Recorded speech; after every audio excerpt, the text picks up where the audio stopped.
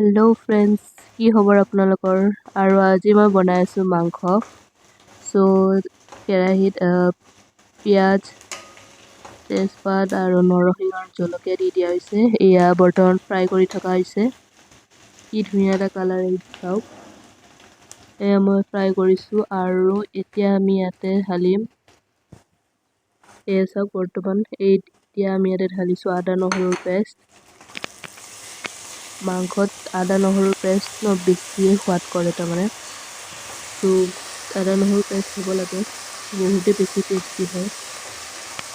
আৰু এনেকে খালে বহুতেই বেছি ভাল লাগে। মই এনেকেই খাই বেছিকৈ ভাল পাওঁ। ইয়াতে হালধি গুড়ি দি দিয়া হৈছে আৰু এইটো আমি এতিয়া ফ্ৰাই কৰি আছোঁ। এইটো এতিয়া ফ্ৰাই হৈ গৈছে আৰু ইয়াতে আমি এতিয়া লাহেকে মাংস ঢালি দিছোঁ। এয়া চাওক, মই কিন্তু মাংসৰ লেগ পিচটো খাই বেছিয়ে ভাল পাওঁ। বাকী যিয়ে নহওক, এয়াও এতিয়া ভালদৰে মিহলি কৰি লোৱা হৈছে। মাংসটো যেতিয়ালৈকে নিসিজে তেতিয়ালৈকে ইয়াক এনেদৰে মিহলি হৈ থাকিব লাগিব। আৰু মাংসত বেছি জ্বলা হ'ব লাগে। মইতো জ্বলা খাই বেছিয়ে ভাল পাওঁ। সেইকাৰণে জ্বলা অলপ বেছিকৈ দিওঁ। এয়া হৈছে নিমখ ইয়াতে ঢালি দিয়া হৈছে। আৰু এয়া চাওক, কি ধুনীয়া এটা কালাৰ আহিছে। এয়া হৈছে জিৰা গুড়ি, ঘৰতে খুন্দি লোৱা জিৰা গুড়ি। আৰু এয়া হৈছে বিৰিয়ানী মছলা। যদিও বিৰিয়ানী নহয়, বাট অলপ টেষ্টি ফ্লেভাৰটোৰ কাৰণে মছলাটো দিয়া হৈছে। আৰু এনেদৰে মিহলি কৰি লোৱা হৈছে ভালদৰে।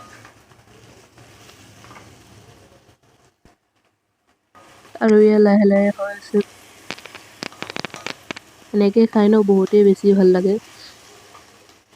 অলপ মাংসত অলপ জ্বলা হ'ব লাগে। আৰু ইয়াতে আমি আলু দি দিছোঁ, যিহেতু মাংসৰ লগত বেছিকৈ আলুৱে এটা ভাল কম্বিনেশ্যন এটা হয়। আলু ইয়াতে দি দিয়া হৈছে।